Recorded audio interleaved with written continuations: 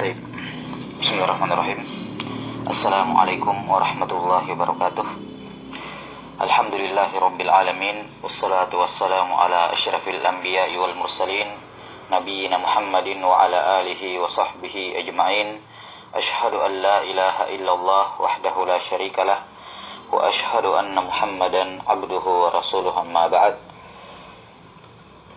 Ini merupakan majelis yang kelima dari penjelasan atau ta'liq terhadap kitab Husnul Dzan Billah karya Al-Imam Abu Bakar Abdullah bin Muhammad Ibn Abi Dunya rahimahullahu ta'ala. Ini ada saya taruh link untuk telegramnya. Alhamdulillah sampai pertemuan ketiga kemarin sudah di-upload rekaman sebelumnya, dan insyaallah semua kajian-kajian yang akan kami bawakan via Mixer semuanya akan diupload di situ, terkhusus di situ. Iya. Sekarang kita lanjutkan penjelasan dari kitab ini, terakhir pada hadis yang ke-40, selesai dari hadis yang ke-40. Sekarang di hadis yang ke-41. Bisanadil muttasil ila kitab Husnul Dzan Billah Ibn Abi Dunya rahimahullahu ta'ala wa ghafara lahu wa lana bihi qala haddatsana Abdullah annahu qala dzakara Mufaddal ibn Ghassan an abihi annahu qala ihtadara an-Nadhr ibnu Abdullah ibn Hazim. Kata Ghassan rahimahullahu taala, yakni Ghassan ibn al-Mufaddal Abu Muawiyah, Ghassan ibn al-Mufaddal, ayah dari Mufaddal bin Ghassan. Dia cerita bahwa Nadhr bin Abdullah ibn Hazim ihtadara, yakni sudah akan meninggal dalam kondisi sakratul maut. Faqila lahu abshir, maka ada yang berkata kepadanya, yang mengunjunginya, yang menjenguknya, abshir, bergembiralah engkau. Faqala ma ubali amuttu am dhuhiba bi ilal ailah.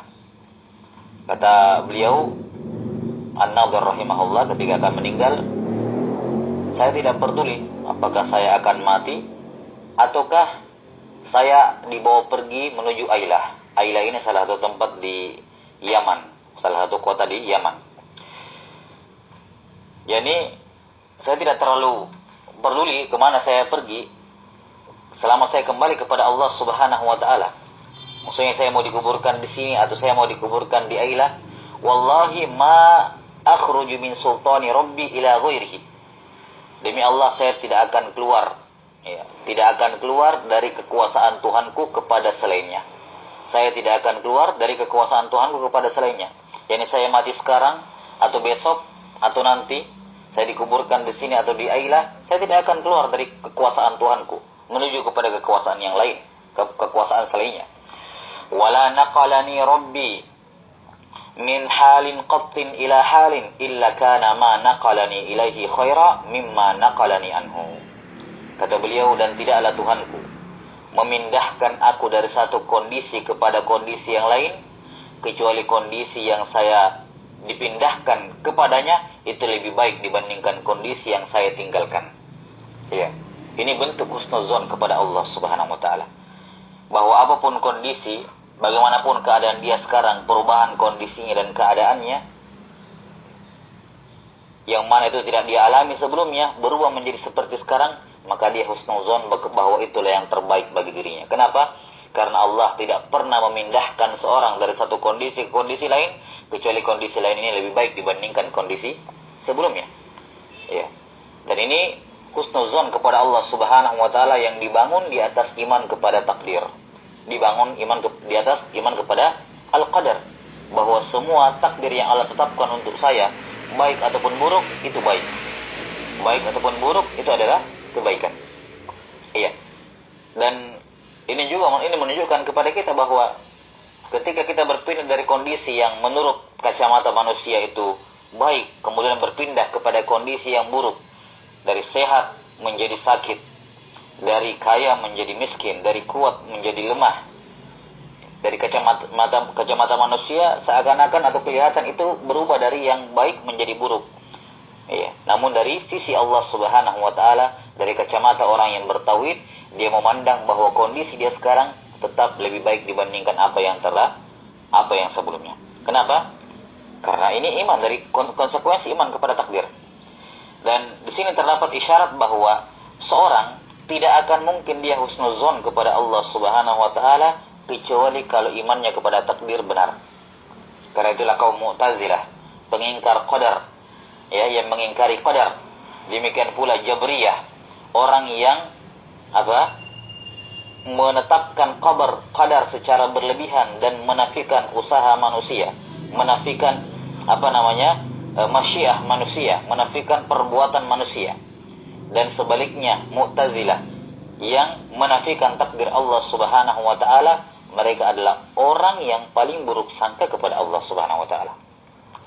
Ya, dan kalau kita lihat di zaman sekarang dengan wabah yang ada di zaman sekarang tersebar, ya, berupa virus corona ini, manusia terbagi menjadi 3. Sebagian di antara mereka, ya, dalam masalah takdir, menghubungkan ini dengan takdir, tapi terlalu berlebihan menetapkan takdir, sehingga menafikan bahwa manusia punya usaha, manusia yang berbuat, manusia yang melakukan sesuatu.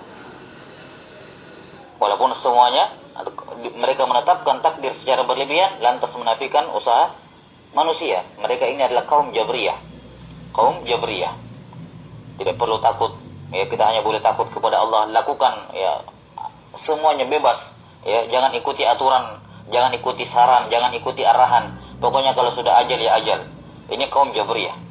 Ya, mereka su'uzon kepada Allah Subhanahu wa taala. Mereka berpikir mereka husnuzon kepada Allah. Mereka berpikir mereka bertawakal kepada Allah, tapi hakikatnya tidak. Demikian pula sebaliknya kaum Qadariyah yang menafikan takdir Allah Subhanahu wa taala. Inilah kaum rasionalis. Kaum rasionalis yang, ya, di masa sekarang mencoba dengan semua pemberitaan yang ada, mencoba untuk menghilangkan sisi sisi keagamaan dari kehidupan seorang, sehingga dalam penanganan corona ini semuanya dikembalikan kepada usaha manusia. Harus bersih, harus ini, harus itu, jaga ini, jaga ini, jaga itu, ya, seakan-akan keselamatan seorang tergantung dengan itu. Menafikan unsur takdir Allah Subhanahu wa taala, maka mereka adalah kaum yang suuzon kepada Allah Subhanahu wa taala. Maka orang yang terbaik adalah orang yang menggabungkan keduanya. Di satu sisi dia mengimani takdir Allah Subhanahu wa taala dan meyakini bahwa apapun yang terjadi itulah yang terbaik, namun di sisi lain dia yakin Allah memberinya pilihan. Allah memberikan kepadanya usaha, memberikan kepadanya istita'ah, kemampuan, masyiah, kehendak untuk melakukan atau tidak melakukan.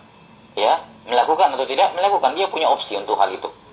Namun semua pilihannya, usahanya tidak akan keluar dari takdir Allah Subhanahu wa taala. Mereka lah orang yang husnuzon kepada Allah Subhanahu wa taala. Maka seorang yang beriman kepada takdir, dia meyakini. Ya, saya kadang sampaikan di sebagian pengajian, saya katakan kalau seorang setiap dari kita berimajinasi, ya, berkhayal, kira-kira skenario terburuk apa yang paling buruk yang bisa menimpa kita di dunia ini. Kalau kita masing-masing disuruh berpikir, coba khayalkan skenario terburuk yang bisa menimpa kita di kehidupan dunia ini. Orang tuanya, ibunya meninggal, anaknya, istrinya, hartanya, demikian dan demikian. Dia bayangkan, dia kumpulkan semua kesengsaraan di muka bumi ini. Kemudian kita katakan, seandainya apa yang kamu pikirkan yang sudah kamu khayalkan dalam pikiranmu sebagai skenario terburuk dalam kehidupanmu, seandainya terjadi, itulah keadaan terburuk dalam kehidupanmu, kita katakan seandainya itu terjadi menjadi kenyataan, maka yakinlah itu yang terbaik bagi kamu. Yakinlah itu yang terbaik bagi kamu. Kenapa? Itu yang Allah pilihkan untuk kamu. Tidaklah Allah memindahkan kamu dari satu keadaan kepada keadaan lain, kecuali keadaan yang baru itu lebih baik dibandingkan keadaan sebelumnya.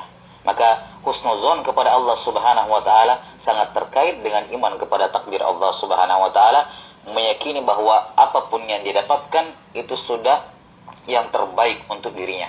Apakah itu merupakan fadlum minallah, keutamaan dari Allah, ataukah merupakan adlum minallah, keadilan dari Allah atas perbuatan buruk dirinya, sehingga dia mendapatkan nasib seperti itu. Intinya itulah yang pas, layak dan terbaik bagi dirinya.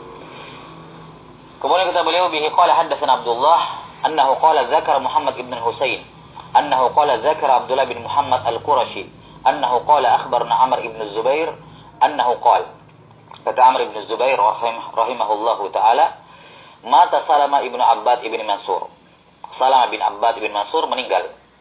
Qala fajtama'na 'inda abihi, kemudian kami berkumpul di rumah bapaknya, yakni rumahnya Abbad bin Mansur, rumah bapaknya.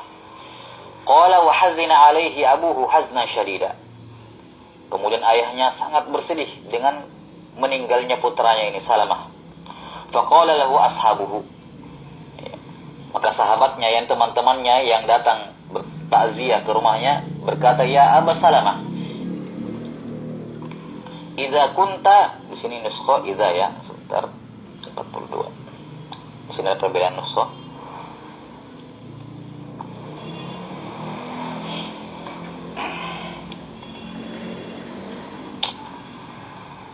Ya Aba Salamah, in kunta hariyan, di nuskha ini idza kunta, ya, yang lebih tepatnya in kunta.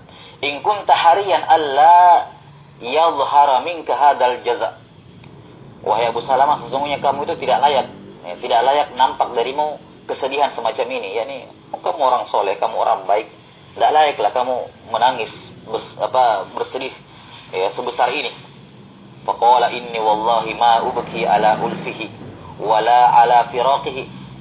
Demi Allah, kata Salamah, ya, kata Abu Salamah, saya ini menangis bukan karena kasihan kepadanya dan bukan pula karena sedih berpisah dengannya, walakinnahu mata ala halin kuntu uhibbu an yamuta ala halin ahsana minha. Hanya saja yang saya tangisi adalah anak saya meninggal ini bukan dalam kondisi yang baik, ya, bukan dalam kondisi yang baik. Saya berharap dia bisa meninggal dalam kondisi yang lebih baik dibandingkan kondisinya terakhir dia meninggal, yakni dia meninggal bukan di atas ketaatan. Qala falamma wada'ahu fi qabrihi qala, tatkala ayahnya ini, yakni Abu Salamah, meletakkan putranya dalam kuburnya, dia berkata,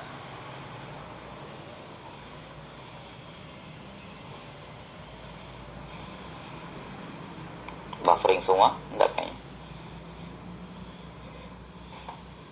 Iya, kelihatannya cuma antum yang koneksinya ya, yang lainnya lancar.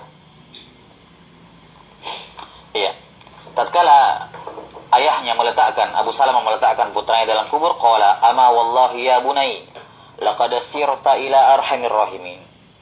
Wahai putraku, demi Allah engkau sudah menuju berpulang kepada arhamir rahimin, Allah yang maha merahmati. Qala fajtama'na 'indahu minal ghad. Di hari keduanya, hari keesokan harinya setelah dikubur, kami berkumpul lagi di rumahnya Abu Salamah. Qala lahu rajul, kemudian ada seorang temannya berkata, ya Aba Salamah, uritu salamatal barihah fima yaron naim. Wahai Abu Salamah, tadi malam saya bermimpi, ya, melihat Salamah. Al-barihah ini adalah malam terakhir, malam sebelum hari ini, ya, tadi malam maksudnya. Wahai Abu Salamah,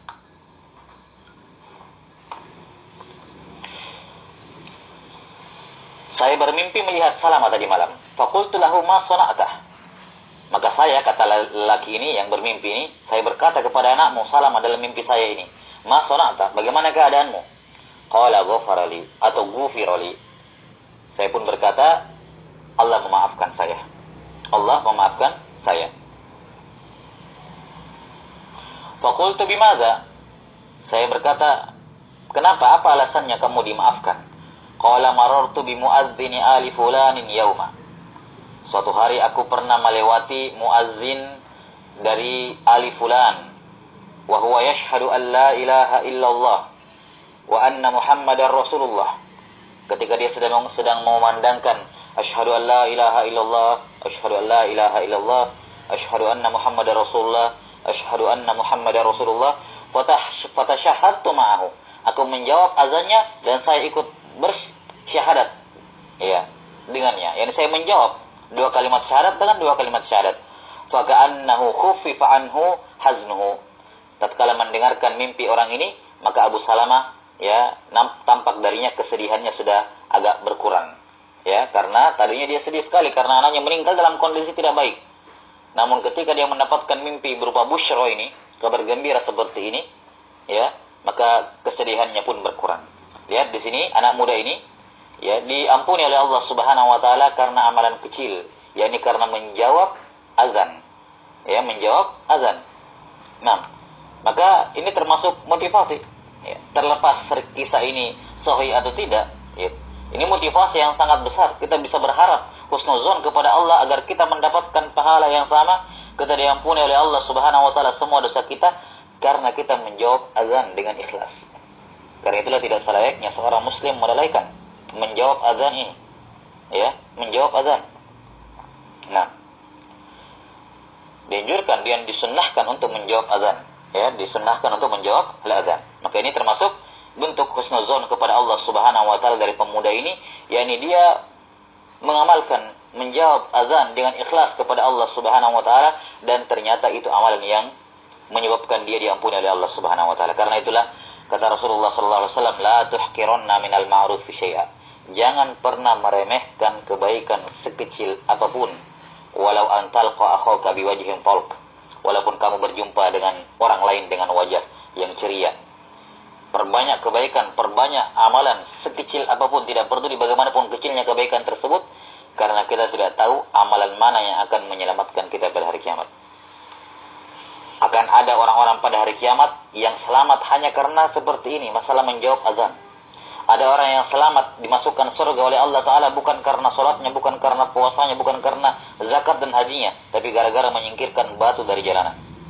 Ada orang-orang yang masuk dalam surga bukan karena banyaknya amalan solehnya, tapi karena menangisi dosa-dosanya. Ada orang yang masuk surga karena memberikan minum seekor anjing. Ada orang yang masuk surga karena ini dan itu, karena memberikan tetangganya kuah dengan isi daging yang sedikit. Ada orang yang masuk surga karena bersedekah dengan sepotong korma, bukan satu butir korma, tapi sepotong korma. Ya, maka beramal baiklah sebanyak-banyaknya. Jangan pernah meremehkan kebaikan sekecil apapun, karena kita tidak tahu kita masuk surga karena apa. Tidak selamanya seorang masuk surga karena sholatnya. Maksudnya penentunya. Ya, bukan juga karena puasanya dan seterusnya. Akan ada orang-orang yang akan dimasukkan surga oleh Allah Subhanahu wa taala karena amalan-amalan kecil yang dia lakukan atas dasar ikhlas kepada Allah Ta'ala. Bihi qala akhbarna Al-Husain bin Safwan, qala akhbarna Abdullah bin Abi Dunya. Nah, di sini Al-Husain bin Safwan di sini adalah murid Ibn Abi Dunya yang meriwayatkan kitab ini dari beliau. Al-Husain bin Safwan. Qala akhbarna Abdullah bin Abi Dunya. Di sini diulang lagi sanadnya untuk diingatkan. Ya, kata Abdullah bin Abi Dunya rahimahullah, akhbarana Muhammad ibn al-Husain annahu qala dzakara Hakim bin Ja'far. Kata Abdullah bin Abi Dunya, kata Ibn Abi Dunya rahimahullah, guru saya Muhammad ibn Husain bercerita tentang Hakim bin Ja'far, atau berkata Hakim bin Ja'far bercerita. Apa ceritanya Hakim bin Ja'far ini? Rahimahullahu ta'ala. Qala mata li Mudhar ibnin kanat fihi khilalun tukrah. Katanya ada Mudhar, ini nama orang ini, Mudhar,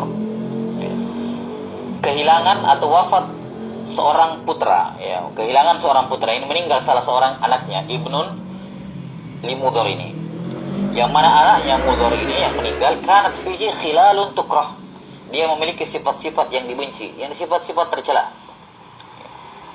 melanggar agama dan seterusnya. Fahazina alaihi Mudharun hazna syadida. Ketika dia meninggal, Mudhar sangat sedih sekali. Faqulna hadza min mislika katsir. Maka kami berkomentar melihat kesedihannya yang mendalam karena Mudhar ini orang soleh. Kata temannya, kesedihan semacam ini terlalu berlebihan untuk orang semacam kamu. Yani tidak selayaknya kamu bersedih dengan sedih sebesar ini, kesedihan seperti ini. Tahzanu ala waladin arju ayyakuna laka zukhran. Dalam nuskha lain zakhran atau zakharan, dan ini yang lebih tepat ya. Zakharan yakni simpanan, tabungan. Kamu bersedih atas seorang anak yang meninggal. Padahal arju ayyakuna laka zakharan. Padahal saya harapkan anakmu yang meninggal ini bisa menjadi tabungan untuk kamu. Wa yakunu naf'uhu wa yakuna naf'uhu laka baqiyan. Dan manfaat anakmu yang meninggal ini akan terus ya bersamamu. Dan ini kamu mendapatkan pahala ketika kamu bersabar atas putramu yang meninggal. Qala fabaka. Ya, maka Mudhar kembali menangis. Summa qala, Kemudian dia berkata, laisal ladzi tara minni juz'i wujdan alaihi wala dhinnan bitagib syakhsihi anni. Sesungguhnya kesedihan dan tangisan yang kalian lihat, yang kamu lihat dari saya ini, bukan karena saya perasaan cintaku yang mendalam kepadanya, bukan karena itu. Dan bukan pula karena saya tidak rela kehilangan syakhsihi, orang kepribadiannya, yakni bukan karena saya tidak rela kehilangan dia sebagai anak saya. Jadi bukan karena saya terlalu cinta kepadanya, bukan juga karena saya tidak rela kehilangan dia. Kenapa saya sedih? Walakin huzni wallahi ala dzunubih. Namun yang membuat saya sedih adalah dosa-dosanya. Dia meninggal bukan dalam kondisi baik, anak saya. Ya. Kemudian dikatakan qala Hakim. Hakim berkata. Hakim di sini adalah Hakim bin Ja'far tadi yang bercerita. Qala Hakim. Hakim berkata, "Summa raja wallahi ila husnil ma'rifah billah." Kemudian dia, yakni Mudhar, setelah dia mengucapkan kalimat tadi bersedih, kemudian dia tersadar. Raja, dia kembali kepada husnil ma'rifah billah. Ya, dia kembali pada pengenalannya yang baik kepada Allah. Ini menunjukkan bahwa orang yang berilmu, hatta orang berilmu sekalipun, dalam kondisi fitnah dan kesedihan yang mendalam, dia bisa melupakan ilmunya. Ya, dia bisa melupakan ilmunya.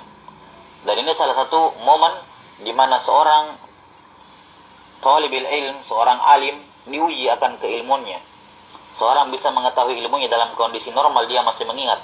Tapi dalam kondisi turun fitnah dan ujian, ya, kesedihan yang mendalam, kekacauan keadaan, dia bisa melupakan ilmunya.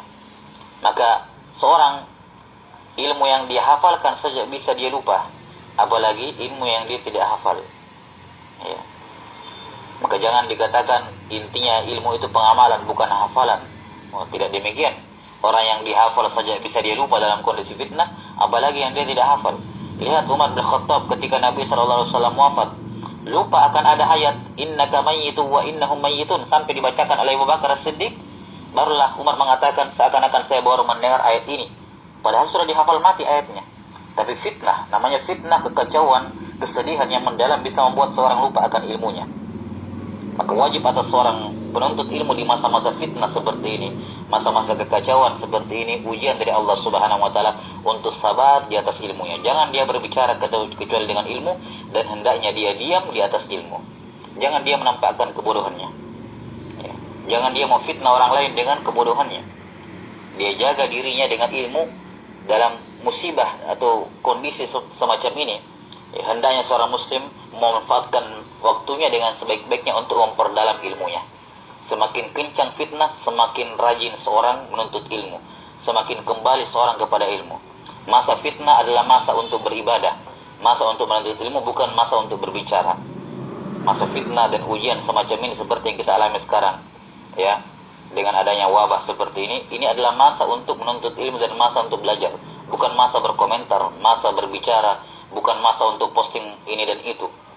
Kembali kepada ilmu, merujuk kepada ilmu, perdalam kembali ilmu. Iya. Maka kata beliau di sini, kata Hakim, kemudian siapa nazar kembali kepada husnil ma'rifah billah. Dia ingat kembali akan ma'rifahnya kepada Allah. Faqala laqad alimtu ma dakhala ala qalbi minal jaza'i lahu wal khawfi alaihi minka. Laqad alimta. Wallahu alam di sini dia pun berkata kepada mukhatab kepada Allah. Yani dia berbicara, mengarahkan pembicaraannya kepada Allah Subhanahu wa taala. Laqad alimta, bukan tu ya, ta anta ya Allah. Sungguh engkau telah tahu ya Allah. Ma dakhala ala qalbi minal jaza'i lahu. Ya, sungguh engkau telah tahu betapa besarnya kesedihan, ya, dalam hatiku akan kondisi putraku ketika dia meninggal ini. Ya. Wal khaufi alaihi mink, dan bagaimana kekhawatiranku atas putraku ini. Ya, jangan sampai dia terkena siksaanmu. Wal hadri an takuna nadarta ilaihi masruran bi ba'd ma nahaitahu anhu. Ya, yang saya khawatirkan adalah engkau melihat melihatnya dalam keadaan dia sedang bergembira melakukan apa yang engkau larang. Ini yang saya khawatirkan, ini yang saya takutkan. Kenapa saya sedih? Kenapa saya sedih? Saya takut karena engkau tentunya melihat dia, dan engkau melihatnya ketika dia sedang berbahagia, sedang bergembira, ketika sedang melakukan apa yang kau larang. Lantas lantas engkau berkata kepadanya, i'mal, silakan kamu lakukan amalanmu. Dalam sebagian nuskho a'mal, ini keliru, yang benarnya i'mal. Kemudian kamu berkata kepada putraku ini, i'mal falasta aghfirulak. Ini karena engkau melihat dia tenggelam dalam maksiatnya, seraya dia bergembira senang-senang dalam maksiatnya. Kemudian kamu berkata kepadanya, silakan kamu kerjakan dosa-dosamu, saya tidak akan ampuni kamu. Ini yang saya khawatirkan, ya Allah. Ini yang saya takutkan kepada putraku. Wa ana ilahi, dan saya wahai Tuhanku, in kunta khalaqtani lahu walida. Kalau engkau karena engkau menciptakan saya menetapkan saya sebagai ayahnya. Wa askanta qalbi lahu minar ra'fati war rahmah, dan engkau menanamkan dalam hatiku kasih sayang kepada putraku ini. Ma qasamtaha lil walad minal walid. Kasih sayang yang dimiliki oleh seorang ayah kepada anaknya. Yani walaupun kasih sayang saya kepada anakku itu sebesar kasih sayang semua orang tua di dunia kepada anaknya. Ma qasamtaha lil waladi minal walid. Walaupun kasih sayang saya kepada putraku sebesar kasih sayang semua orang tua di dunia ini kepada anaknya, falastu ablughu fi dzalika muntaha ajri kulli ma yakunu minal idah. Niscaya saya tidak akan mampu mencapai puncak janjimu kepada hamba-hambamu. Sini kalimatnya agak ini ya, saya langsung terjemahkan secara makna.